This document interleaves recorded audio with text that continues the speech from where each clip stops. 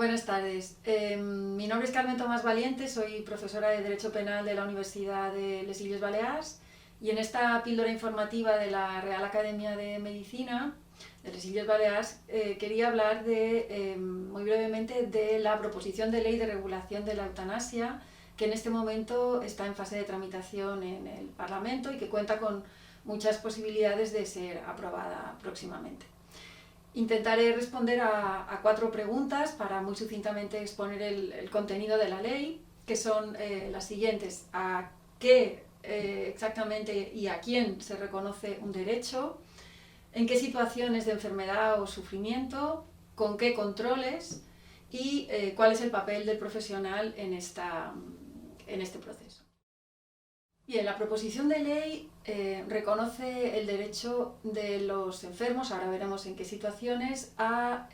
recibir ayuda para morir en 2 modalidades, ya sea la ayuda al suicidio, es decir, que el profesional facilite al enfermo las sustancias que él mismo ingerirá para adelantar su muerte, o bien lo que denominamos eutanasia en sentido estricto, es decir, que sea el propio profesional el que suministre al enfermo las sustancias. Se reconoce este derecho como una verdadera prestación sanitaria dentro del Sistema Nacional de Salud, cumplidos siempre los requisitos que veremos después, y tienen derecho a esta prestación las personas mayores de edad, españoles o con residencia legal en España, y que sean capaces y conscientes en el momento de adoptar su decisión. Una de las decisiones fundamentales a las que se enfrenta el legislador cuando quiere regular estas conductas es la de determinar en qué condiciones de enfermedad o de sufrimiento se puede recibir la ayuda a morir. En esto existen diferentes opciones, lógicamente. Ha habido en derecho comparado países que a estos efectos han optado por una alternativa muy restrictiva, por ejemplo, diferentes estados de Estados Unidos donde se legaliza el suicidio asistido solamente lo permiten en casos en los cuales hay un diagnóstico ya de terminalidad de menos de 6 meses de vida. Por lo tanto, esta sería una opción, únicamente enfermedades terminales,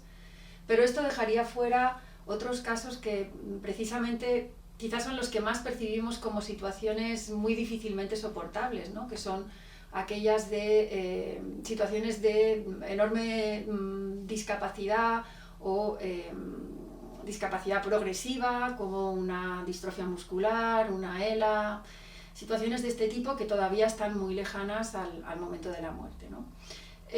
Nuestro prelegislador, la proposición de ley orgánica que estamos exponiendo, contempla, por tanto, estas 2 situaciones, tanto las de una enfermedad grave e incurable con un pronóstico de vida, dice la norma, limitado, en un contexto de fragilidad progresiva, pero ahí ya estamos indicando una cercanía de la muerte, digamos. Y en segundo lugar, estas de enfermedad grave, crónica, invalidante, definida en estos términos que se ven en la diapositiva, que son los que recoge el apartado de definiciones de la proposición, que se identifican con esas otras situaciones a las que estaba haciendo referencia, ¿no? No se recogen, por tanto, otras posibilidades que sí figuran en ordenamientos como el de Países Bajos o el de Bélgica, pero que son claramente diferentes a estas, como son las de, por ejemplo, un diagnóstico inicial de una demencia o de un Alzheimer. Ese tipo de supuestos sí que están acogidos en estas regulaciones de los países del Benelux, pero no en la proposición. Ambas situaciones, por cierto, por supuesto, como dice la norma, tienen que estar acompañadas de un sufrimiento que el sujeto experimente como insoportable y, por supuesto, este es el presupuesto, evidentemente, de toda la norma, con una solicitud expresa, seria, en los términos que ahora enseguida veremos.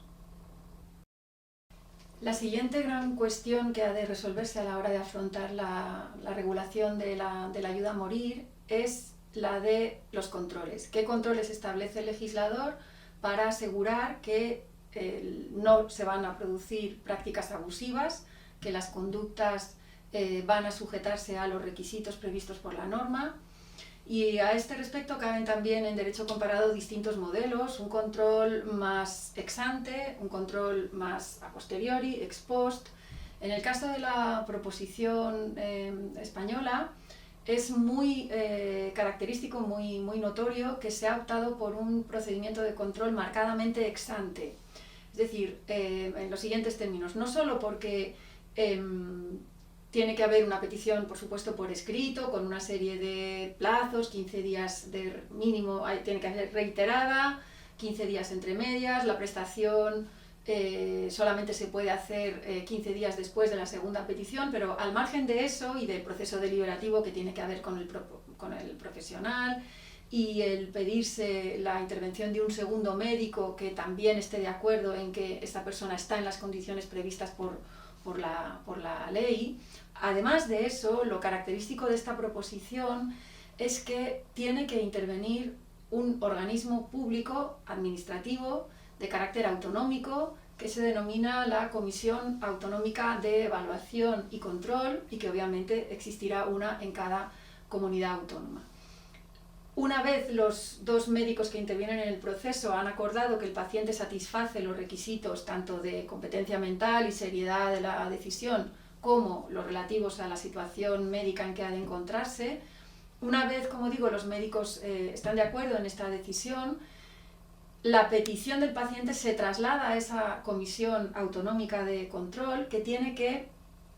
nuevamente valorar esos requisitos y decidir si da curso o no a esa solicitud. Es decir, que puede producirse perfectamente que un paciente que cuenta, por ejemplo, con la aquiescencia de sus médicos vea denegada su petición por parte de la comisión, ¿no? Y incluso, eso sí, la denegación de la petición puede ser objeto de un recurso ante un juzgado de lo contencioso administrativo, lo cual, esto se ha criticado a la proposición, o bueno, se ha comentado y es cierto, puede conllevar una cierta burocratización. Es verdad que la proposición permite que la ayuda a morir se realice sin toda esta tramitación en casos en los cuales la muerte se halla muy próxima, pero indudablemente para esos otros casos en los que haya denegación, recurso, etc., supone una burocratización innegable. Y por otro lado, es también claro que si finalmente la ley recoge este procedimiento tal cual está en la proposición, es claro que puede darse lugar a diferencias aplicativas entre unas comunidades autónomas y otras. Por último, deberíamos referirnos a cuál es el papel del profesional médico en todo este proceso. Esta prestación sanitaria se define como tal y esto quiere decir que forma parte del Sistema Nacional de Salud y que solamente puede ser realizada por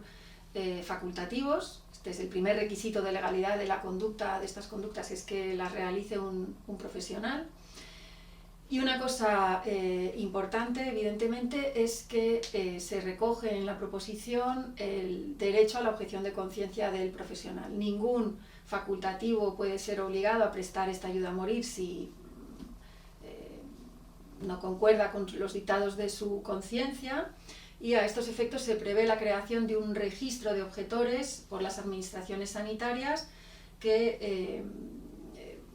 se prevé precisamente para que se pueda garantizar una adecuada gestión de la prestación a la ayuda a morir. Estos son los términos en los que a día de hoy se encuentra la proposición de regulación de la eutanasia, de ley orgánica de regulación de la eutanasia. Todavía le queda alguna andadura parlamentaria y puede, por lo tanto, ser objeto aún de enmiendas y de modificaciones y que su texto definitivo no coincida exactamente con el que hemos explicado, pero el esqueleto, a salvo de algunas modificaciones, el esqueleto sí que parece claro que va a ser este que hemos explicado. Bien, espero haber expuesto, aunque haya sido de modo muy sucinto, haber expuesto de modo claro y comprensible los requisitos y las cautelas, los procedimientos de control que establece esta proposición y que haya resultado de interés.